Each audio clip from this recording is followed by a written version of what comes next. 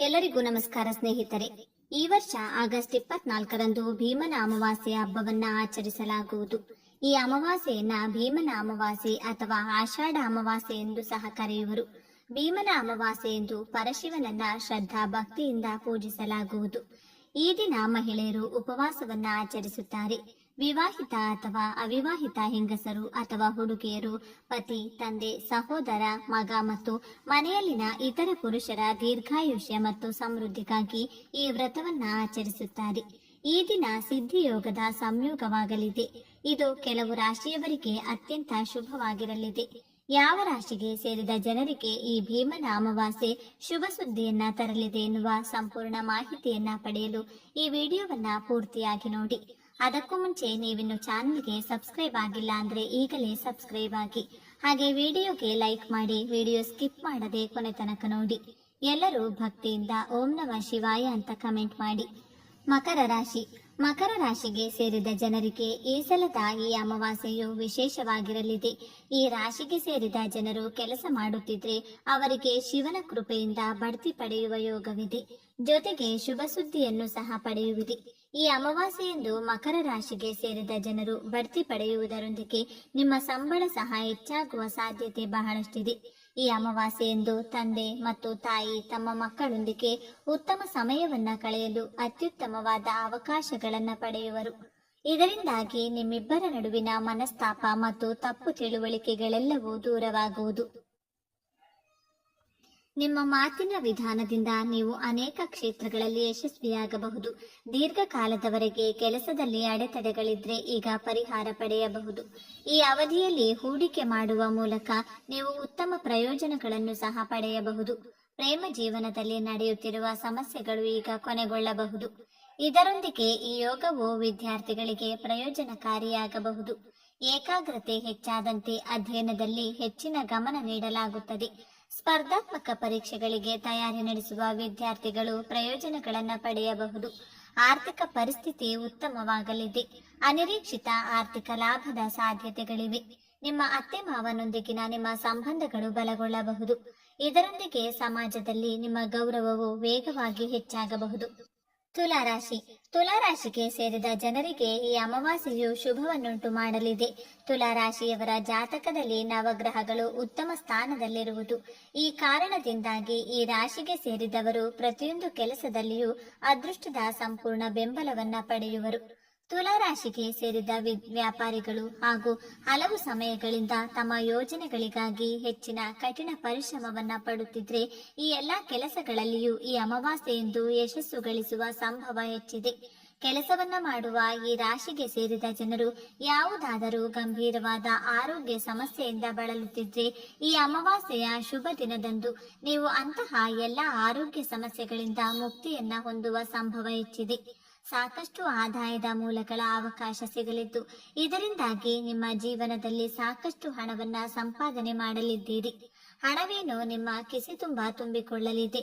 ಆದರೆ ಈ ಸಂದರ್ಭದಲ್ಲಿ ನಿಮ್ಮ ಆರೋಗ್ಯದ ಬಗ್ಗೆ ವಿಶೇಷ ಕಾಳಜಿಯನ್ನ ವಹಿಸಬೇಕು. ನಿಮ್ಮ ಜೀವನದಲ್ಲಿ ಸುಖ ಸಂತೋಷದ ಏರಿಕೆ ಈ ಸಮಯದಲ್ಲಿ ವಿಶೇಷವಾಗಿ ಕಂಡುಬರಲಿದೆ. ಆದರೆ ಮಾನಸಿಕ ಆರೋಗ್ಯದ ಬಗ್ಗೆ ನೀವು ಸ್ವಲ್ಪ ಮಟ್ಟಿಗೆ ಹೆಚ್ಚಿನ ಕಾಳಜಿಯನ್ನು ವಹಿಸಬೇಕಾಗುತ್ತದೆ. ಆದರೆ ಈ ಸಂದರ್ಭದಲ್ಲಿ ನೀವು ನಿಮ್ಮ ಮನಸ್ಸನ್ನ ಖುಷಿಪಡಿಸುವಂತ ಕೆಲಸವನ್ನ ಮಾಡಲಿದ್ದೀರಿ. ನೀವು ಬಹುದಿನಗಳಿಂದ ಕಾಯುತ್ತಿದ್ದ ವಾಹನವನ್ನ ಈ ಸಮಯದಲ್ಲಿ ಖರೀದಿ ಮಾಡುವಂತಹ ಅದೃಷ್ಟ ನಿಮಗೆ ಸಿಗಲಿದೆ. ಸಿಂಹರಾಶಿ. ಈ ಅಮಾವಾಸ್ಯೆಯ ಸಿಂಹರಾಶಿಗೆ ಸೇರಿದವರಿಗೆ ಉತ್ತಮವಾದ ದಿನವಾಗಿರಲಿದೆ. ಕೆಲಸವನ್ನ ಮಾಡುವ ಸಿಂಹರಾಶಿಗೆ ಸೇರಿದ ಜನರು ಈ ಶುಭ ದಿನದಂದು ತಮ್ಮ ಕಠಿಣ ಪರಿಶ್ರಮದ ಸಂಪೂರ್ಣ ಫಲವನ್ನ ಪಡೆಯುವ ಸಾಧ್ಯತೆ ಇದೆ. ಕೆಲಸದ ಸ್ಥಳದಲ್ಲಿ ಸಿಂಹರಾಶಿಗೆ ಸೇರಿದ ಜನರ ಕಠಿಣ ಪರಿಶ್ರಮವನ್ನ ನೋಡಿ ನಿಮ್ಮ ಉನ್ನತ ಅಧಿಕಾರಿಗಳು ನಿಮಗೆ ಬಡ್ತಿ ನೀಡುವ ಸಂಭವವಿದೆ. ಇದರೊಂದಿಗೆ ನೀವು ಶುಭ ಸುದ್ದಿಯನ್ನು ಸಹ ಪಡೆಯುವ ಸಂಭವ. ಸಿಂಹರಾಶಿಗೆ ಸೇರಿದ ಬಟ್ಟೆ ವ್ಯಾಪಾರಿಗಳಿಗೆ ಈ ದಿನ ಹೆಚ್ಚು ವ್ಯಾಪಾರವಾಗುವುದು. ಜೊತೆಗೆ ಈ ಅಮಾವಾಸ್ಯೆಯಂದು ನಿಮ್ಮ ಲಾಭವು ಒಂದೇ ದಿನದಲ್ಲಿ ದುಪ್ಪಟ್ಟಾಗುವ ಸಾಧ್ಯತೆ ಹೆಚ್ಚಾಗಿದೆ. ಮೀನರಾಶಿ. ಮೀನರಾಶಿಗೆ ಸೇರಿದ ಜನರಿಗೆ ಈ ಅಮಾವಾಸ್ಯೆಯು ಹೆಚ್ಚಿನ ಲಾಭವನ್ನುಂಟು ಮಾಡಲಿದೆ.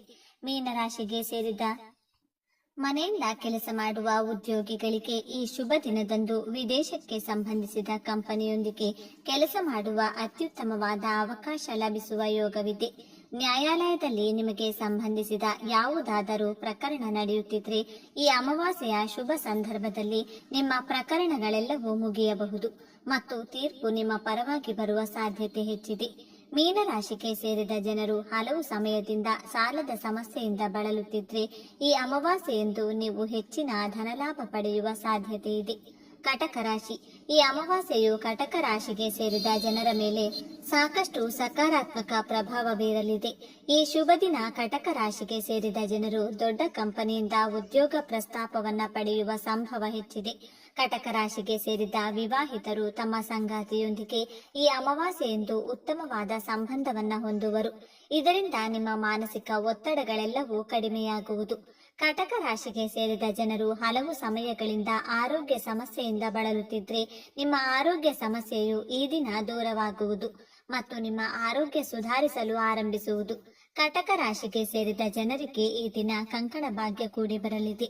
ಇದರಿಂದಾಗಿ ನಿಮ್ಮ ಮನೆಯಲ್ಲಿ ಸಂತೋಷದ ವಾತಾವರಣ ಸೃಷ್ಟಿಯಾಗುವುದು. ಕನ್ಯಾ ರಾಶಿ. ಗಜಕೇಸರಿ ರಾಜಯೋಗದ ರಚನೆಯೊಂದಿಗೆ ಕನ್ಯಾ ರಾಶಿಯವರಿಗೆ ಒಳ್ಳೆಯ ದಿನಗಳ ಪ್ರಾರಂಭವಾಗಬಹುದು. ಏಕೆಂದ್ರೆ ಈ ರಾಜಯೋಗವು ನಿಮ್ಮ ರಾಶಿ ಚಕ್ರದ ಕರ್ಮ ಭಾವದಂದು ರೂಪುಗೊಳ್ಳಲಿದೆ. ಜೀವನದಲ್ಲಿ ಸಾಕಷ್ಟು ಸಮಯಗಳಿಂದ ನಡೆದುಕೊಂಡು ಬರುತ್ತಿರುವಂತಹ ಸಮಸ್ಯೆಗಳಿಂದ ಮುಕ್ತಿ ದೊರಕಲಿದೆ. ಉದ್ಯೋಗದಲ್ಲಿರುವವರಿಗೆ ಪ್ರಮೋಷನ್ ಜೊತೆಗೆ ಸಂಬಳ ಕೂಡ ಜಾಸ್ತಿ ಸಿಗುತ್ತದೆ ಹಾಗೂ ತಮ್ಮ ವಿದೇಶ ಪ್ರಯಾಣ ಮಾಡುವಂತಹ ಕನಸು ಕೂಡ ನನಸಾಗುತ್ತದೆ. ನಿಮ್ಮ ಕೆಲಸವನ್ನ ಉನ್ನತ ಪದವಿಯಲ್ಲಿರುವಂತಹ ಅಧಿಕಾರಿಗಳು ಕೂಡ ಮೆಚ್ಚುತ್ತಾರೆ ಹಾಗೂ ಅದಕ್ಕೆ ತಕ್ಕನಾಗಿರುವ ಸ್ಥಾನಮಾನಗಳನ್ನ ನಿಮಗೆ ಒದಗಿಸುತ್ತಾರೆ. ಕುಟುಂಬದವರ ಜೊತೆಗೆ ನಡೆಯುತ್ತಿರುವಂತಹ ಮನಸ್ತಾಪಗಳು ಕೂಡ ದೂರವಾಗಲಿವೆ. ಈ ಸಂದರ್ಭದಲ್ಲಿ ನಿಮಗೆ ಸಿಗುವಂತಹ ಆರ್ಥಿಕ ಲಾಭದಿಂದಾಗಿ ನೀವು ಹೊಸ ಪ್ರಾಪರ್ಟಿ, ಚಿನ್ನಾಭರಣಗಳು ಅಥವಾ ವಾಹನವನ್ನ ಖರೀದಿ ಮಾಡುವಂತಹ ಯೋಗ ಕೂಡಿ ನಿರ್ಮಾಣವಾಗಲಿದೆ. ಒಟ್ಟಾರೆಯಾಗಿ ಈ ಸಮಯ ನಿಮಗೆ ಸಾಕಷ್ಟು ಲಾಭದಾಯಕವಾಗಿ ಕಾಣಿಸಿಕೊಳ್ಳಲಿದೆ. ಮಿಥುನ ರಾಶಿ. ಗಜಕೇಸರಿ ರಾಜಯೋಗವು ಮಿಥುನ ರಾಶಿಯವರಿಗೆ ಅದೃಷ್ಟವಾಗಬಹುದು. ಏಕೆಂದ್ರೆ ಈ ರಾಜಯೋಗವು ನಿಮ್ಮ ರಾಶಿ ಚಕ್ರದ ಲಗ್ನ ಭಾವದಂದು ರೂಪುಗೊಳ್ಳಲಿದೆ. ಮಿಥುನ ರಾಶಿಯವರ ಜೀವನದಲ್ಲಿ ಸಾಕಷ್ಟು ಲಾಭ ದೊರಕಲಿದೆ.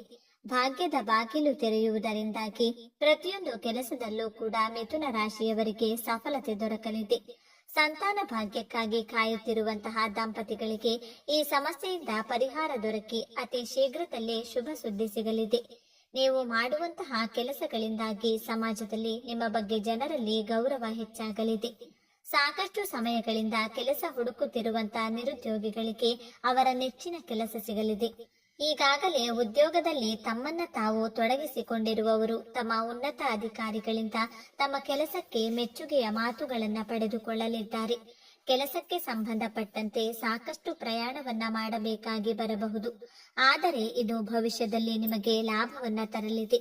ಜೀವನದಲ್ಲಿ ಇರುವಂತಹ ಪ್ರತಿಯೊಂದು ದುಃಖಗಳು ಕೂಡ ಶಮನಗೊಳ್ಳುವ ಸಮಯ ಹತ್ತಿರ ಬಂದಿದೆ. ಕುಂಭರಾಶಿ.